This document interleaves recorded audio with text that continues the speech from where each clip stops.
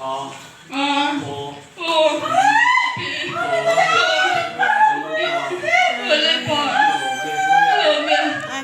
Hallelujah. Hallelujah.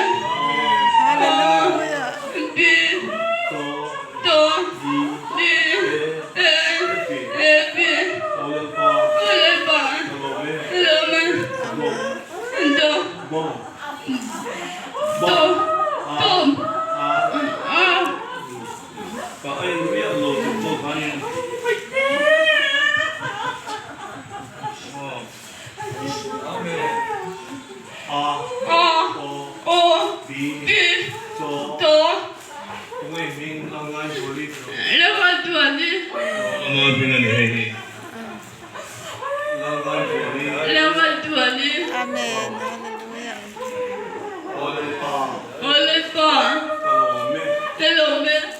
Bengngawngin choem eoni hoi puna nunga gati brain tani. Bengngawngin ne akhelo kimchima. An bengnar hanti chua wakhil setu kha osum tu kha sing chepika beng tharol konar pha peni.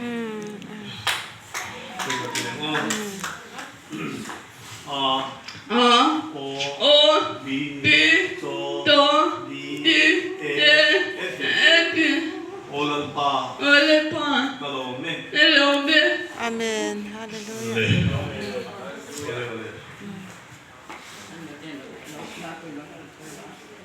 Nani akan kalau toa, kima chọn na vangin, ama hey abeng che ta trong lawa hey kumeng ma chọn kan en kal toa, ma se ron phai chang đấy, cái kan che chat lawa ni chu, kima ring ta khan ke boy puya, ma se ni mina trong khan ka thin nu han an lo liang ta ta, cho nên nung ngồi cái dục phò na, cái u, ron kal pui ro, ro pui ten duty đó na.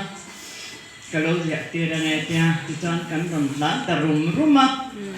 Kamu lu tidak amak lu tukar tukang caman mua. Insiam bang man nanti yang kanu tengah kau merok. Dia kan rontan rumah.